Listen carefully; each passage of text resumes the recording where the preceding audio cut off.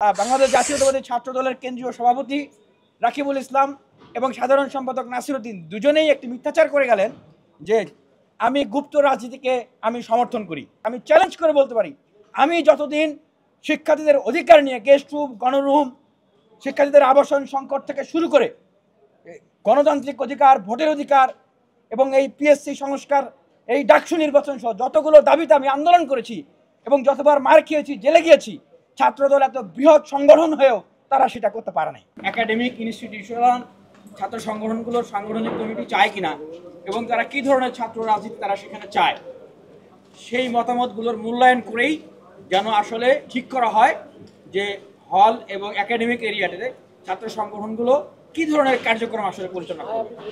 দ্বিতীয়ত, আমরা ছাত্রদলের যে হল কেন্দ্রিক সাংগঠনিক কমিটি প্রকাশ করা, এই কমিটি প্রকাশ করার যে উদ্দেশ্য সেটাকে আমরা আখ্যায়িত করেছি। এটা যখন তফসিল ঘোষণা করার পরপরই এইভাবে করে কমিটি প্রকাশ করে শিক্ষার্থীদের বিরুদ্ধে যাওয়া, শিক্ষার্থীরা অভ্যুত্থানের সময় যে একটা সোশ্যাল কন্ট্রাক্ট এসেছিল সেই বুঝে শুনে সেই কন্ট্রাক্টটাকে ব্রেক করা, এটা ডাকসু নির্বাচনের পরিস্থিতি, ডাকসু নির্বাচনটাকে বানচাল করার একটা ষড়যন্ত্র। আপনারা সুস্পষ্টভাবে লক্ষ্য করেছেন, একদিক থেকে তারা ঠিক এই সময়টাতে কমিটি প্রকাশ করলো, আরেক দিক থেকে গণতান্ত্রিক ছাত্র সংসদ নামে যে ছাত্র সংগঠন তাদের নেতৃবৃন্দরা সংবাদ সম্মেলন করে সেটার বিরোধিতা করলো।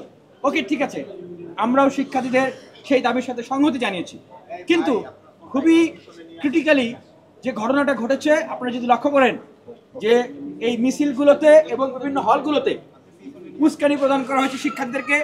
হলগুলোতে দেখবেন যে পানির ফিল্টার, মেয়েদের হলগুলোতে আমরা ভেন্ডিং মেশিন দিয়েছিলাম যেখানে আমাদের কোনো সংগঠনের নাম লোগো কিছু ছিল না, সেগুলোতে ক্রস চিহ্ন দেওয়া, জুতা মারা, ইভেন ছাত্র দলেরও অনেক পানির ফিল্টার, এই ধরনের জিনিসকে ভেঙে ফেলা হয়েছে এবং শিক্ষার্থীদেরকে উত্তেজিত করা হয়েছে। মানে একটা সহিংস পরিস্থিতি তৈরি করে, সংঘাত সহিংসতা তৈরি করে ডাকসু নির্বাচনকে বানচাল করার একটা প্রজেক্ট তৈরি করা হয়েছিল।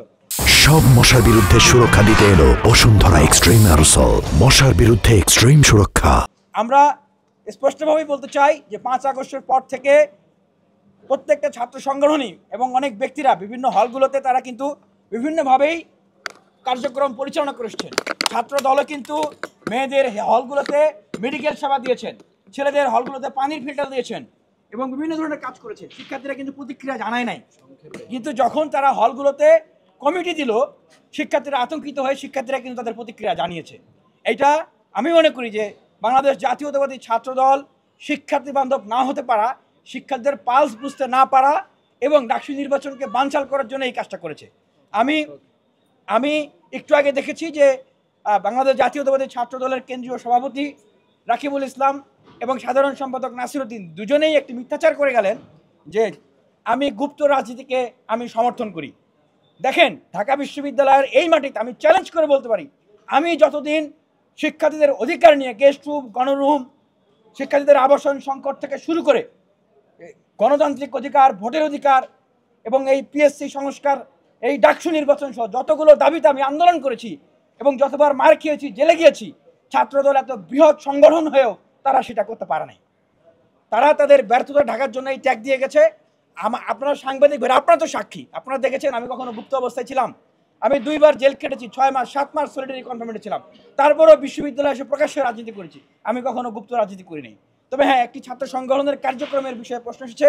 আমরা মনে করি যে 5 আগস্ট পরবর্তী সময়ে, এই অভ্যুত্থান পরবর্তী সময়ে প্রত্যেকটা ছাত্র সংগঠনই তারা উন্মুক্তভাবে নির্ভয়ে বিশ্ববিদ্যালয়ে তাদের রাজনৈতিক কার্যক্রম পরিচালনা করবেন, এটাই করণীয়। কারণ রাজনীতি এটা হলো একটা পাবলিক জিনিস, উন্মুক্ত জিনিস, এইটা কখনো গোপনে করার কোনো জিনিস না। যখন এইটা কেউ গোপনে বা আংশিক গোপনে করার চেষ্টা করেন বা করেন, সেক্ষেত্রে আসলে একই সমাজে এইটার একটা মানে ইমব্যালেন্স হয়ে যায়, একটা বৈষম্যহীন একটা জায়গা তৈরি হয়ে যায়। সেই জায়গাটাতে আমরা আমাদের স্পষ্ট অবস্থান ব্যক্ত করেছি যে বাংলাদেশ ইসলামী ছাত্র শিবির তাদের যে বিগত সময়ের যে কমিটিগুলো, সেই কমিটিগুলো যেন তারা প্রকাশ করে এবং বর্তমান সময়ে তাদের কমিটি আছে কিনা, কমিটি যদি থেকে থাকে তারা অবশ্যই শিক্ষার্থীরা যেটা চায়, শিক্ষার্থীদের চাওয়া অনুযায়ী সেইভাবেই যেন তারা তাদের কার্যক্রম পরিচালনা করে। আমরা কখনোই বলি না যে যারা অভ্যুত্থানে আমাদের সঙ্গে ছিলেন, সাথে ছিলেন, আমরা একসাথে আন্দোলন করে দেশকে ফেসিবাদ মুক্ত করেছি, যে আপনারা তলবিতল বা গুটিয়ে আপনারা চলে যান, আপনারা রাজনীতি করতে পারবেন না, আমরা একাই রাজনীতি করবো, এটা আমরা কখনো বলি না। আমরা মাইনাস পলিটিক্স বা বিরাজনীতিকরণে আমরা বিশ্বাস করি না। আমরা চাই অভ্যুত্থানে অংশগ্রহণকারী প্রত্যেকটা ছাত্র সংগঠন, ব্যক্তি, তারা পরিবর্তিত পরিস্থিতিতে চাহিদা অনুযায়ী শিক্ষার্থী বান্ধব কার্যক্রমের ভিতর দিয়ে বিশ্ববিদ্যালয়ে প্রতিযোগিতা করুক। এবং ডাকসুর ভিতর দিয়ে আমি মনে করি যে বর্তমান বিশ্ববিদ্যালয়ের শিক্ষার্থীদের হাতে যে শক্তিটা, ভোট দেওয়ার শক্তি এবং ডাকসুতে দাঁড়ানোর যে শক্তিটা আমরা অনেক ফাইট করে এনে দিয়েছি, এই শক্তির ভিতর দিয়ে বিশ্ববিদ্যালয়ের শিক্ষার্থীরা ডাকসুর মাধ্যমে বিশ্ববিদ্যালয়ে কী ধরনের ছাত্র রাজনীতির রূপরেখা হবে, আগামীর বিশ্ববিদ্যালয় কীভাবে চলবে, সেটা ঠিক করবেন এবং সেটা তারা কাজে লাগাবেন।